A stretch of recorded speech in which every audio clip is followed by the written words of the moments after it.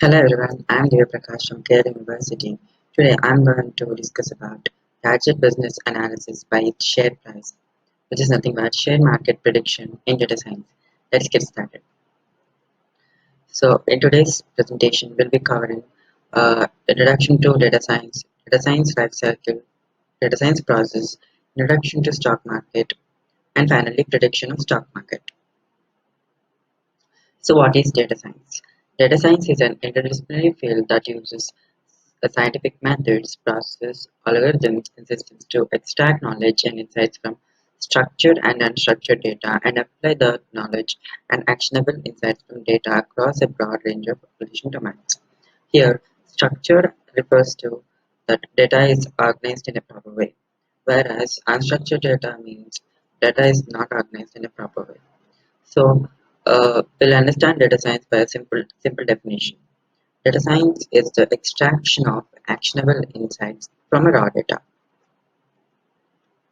So here is a pictorial representation of, as we can see that data science is a combination of both machine learning algorithms as well as artificial intelligence.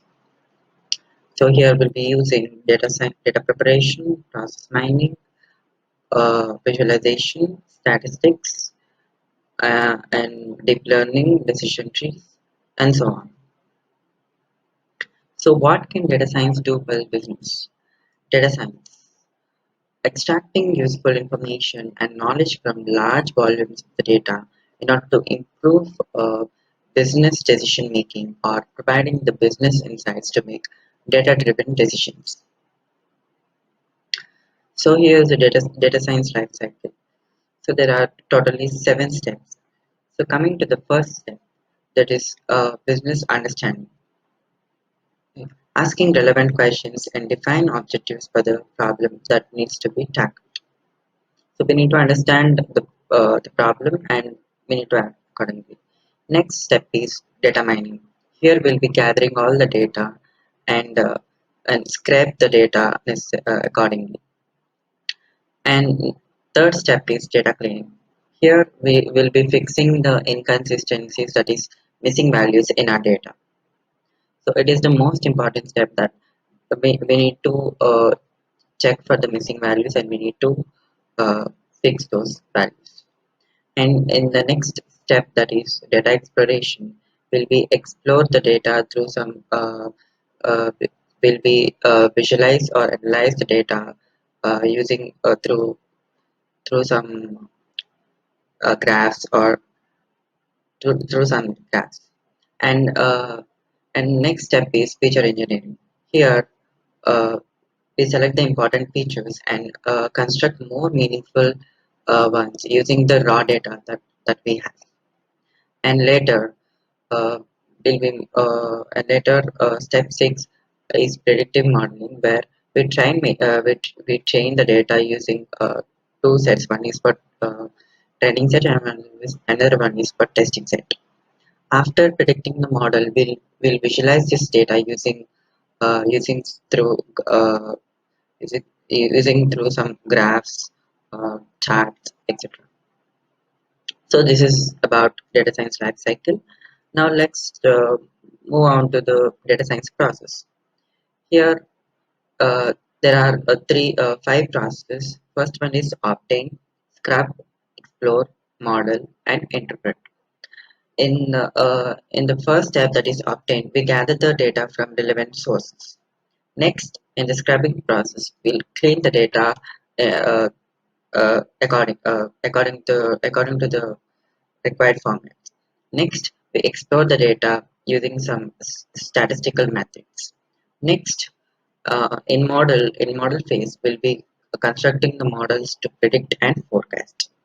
Next, in the interpret process, we'll be putting the results. Finally, we'll be putting the results into good use. Here is the types of data science. We are having classification, regression, clustering, association analysis, anomaly detection, recommendation engines, deep learning, time series forecasting, time text mining, and feature selection.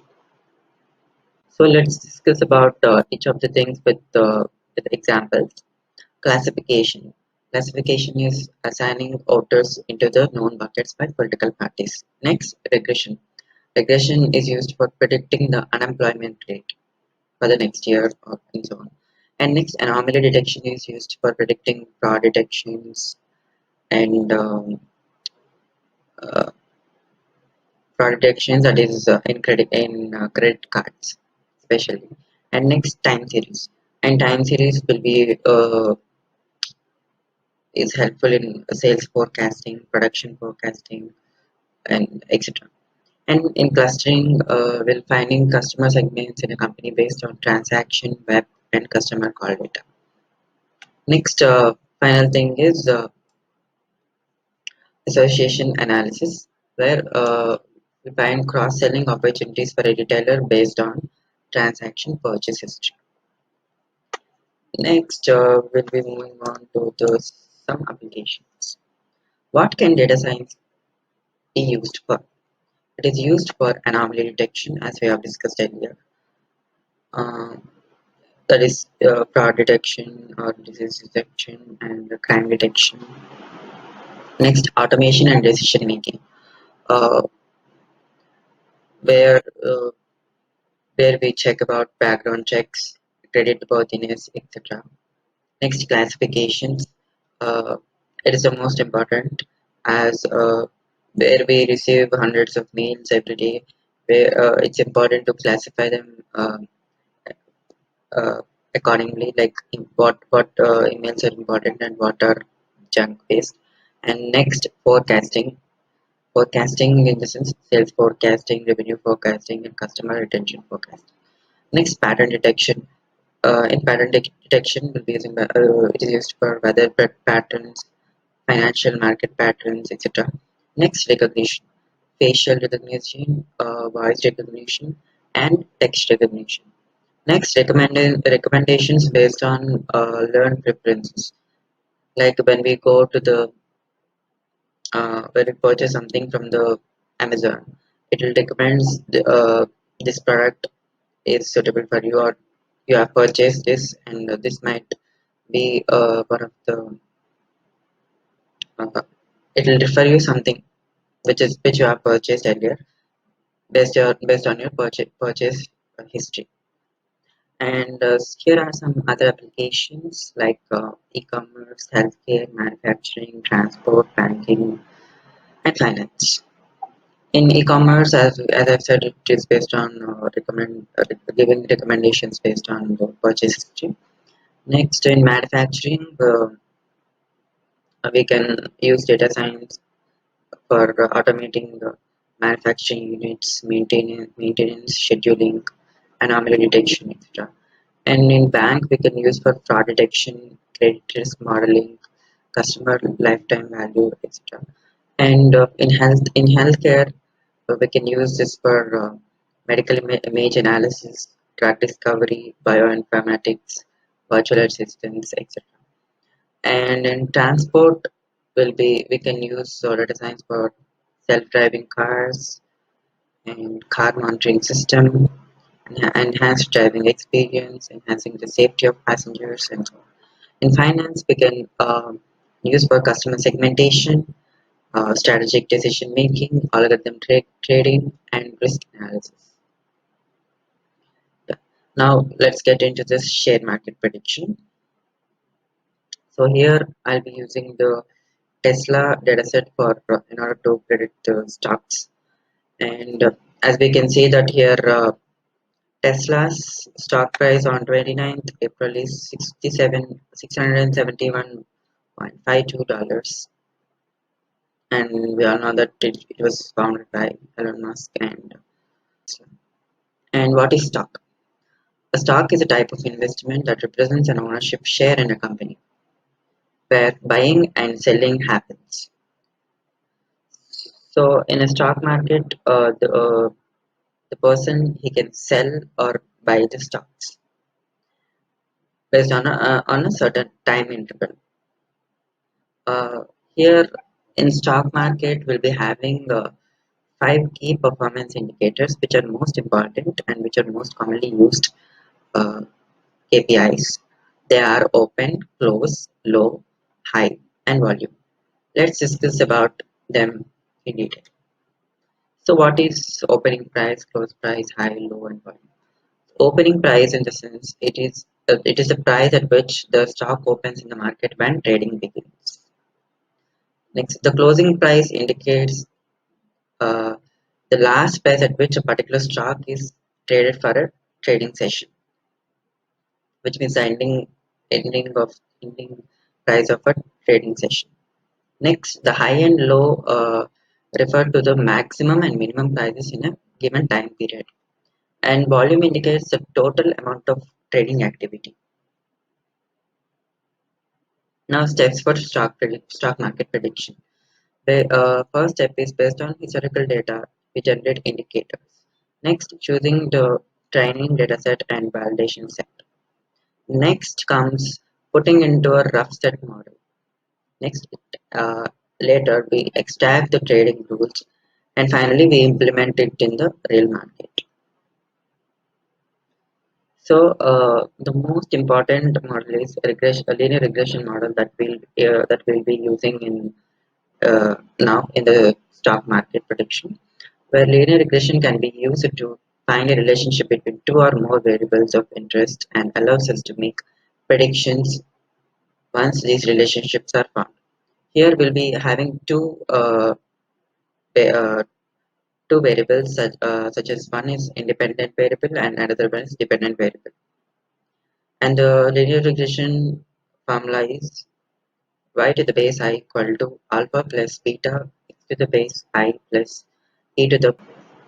Now Tesla stock market prediction. Now we'll be looking, before heading into the next slides, I would like to show you the data set that I'm having.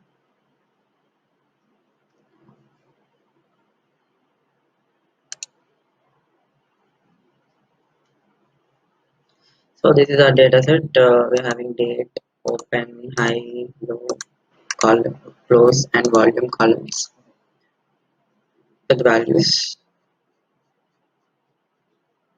And we can see that there are no null values, no non-applicable values, nothing. And we're having more than 2000 plus rows in our data set. Now I'd like to show you the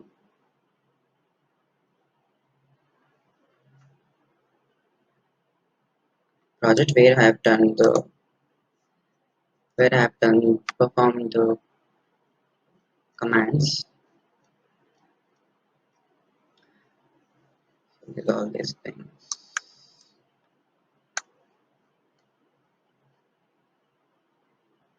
Yeah, so I have pasted all these screenshots of this codes in my presentation. So let's head over to the presentation.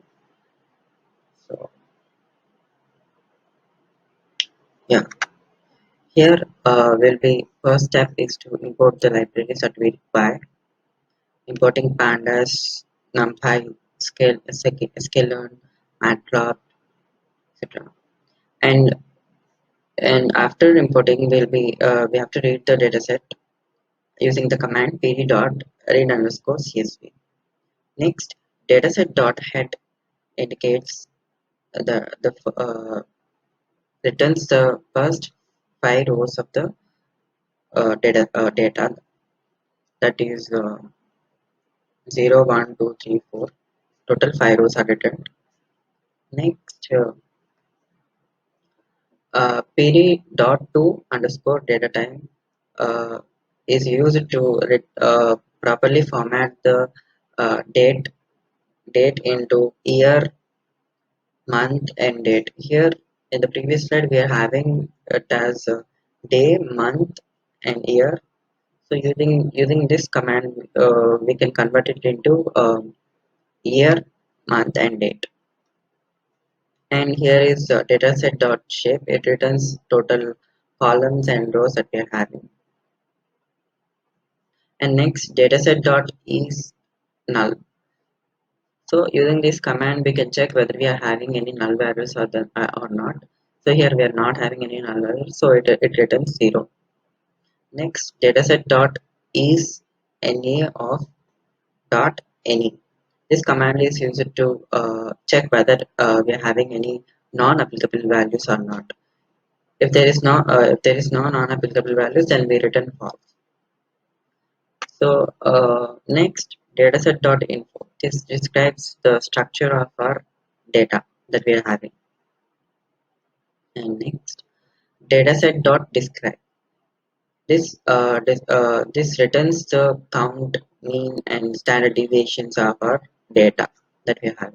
Next, using the command length of dataset returns how many rows that we are having in our data. That is 2416.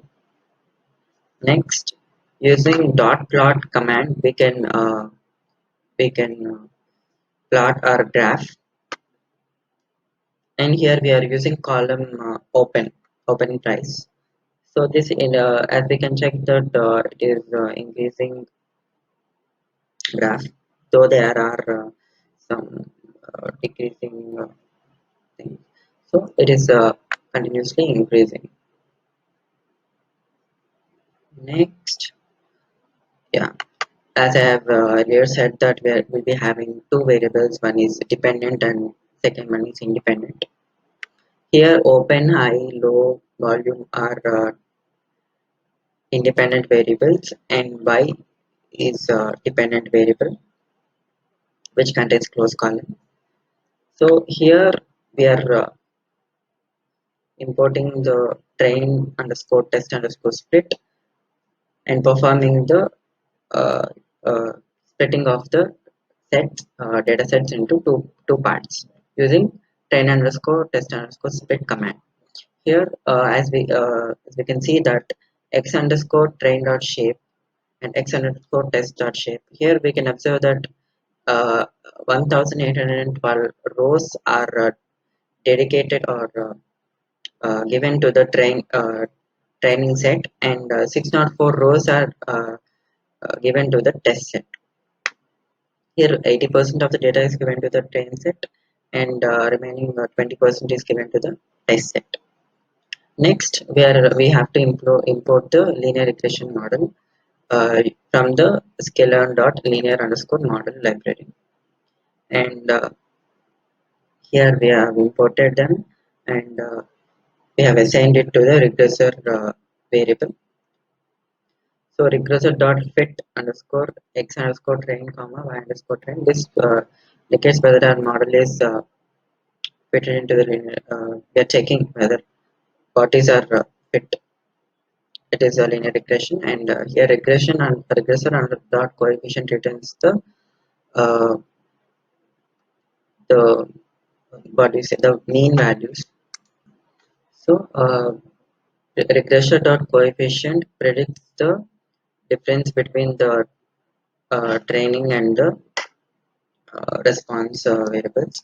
And next, regressor dot intercept, which is intercept line, that is we're having the value. And next, so regressor dot predict. Using this command, we can predict the values, and we are assigning it to the predicted variable. And next, we will be having the predicted values here, and the predicted shape is 604 and next, using the period dot data frame, we are passing two variables, test and predicted. And next, we can observe that actual versus predicted values here, which is somewhat similar to the where both are similar to each other, like 30. Here it is something 30.09, and here it is some 31.25. So we can say that the values are accurate. And finally, using the graph dot plot, we can plot our predicted values versus actual values here. And this is all about the Tesla stock market prediction. Hope you like it, and thank you.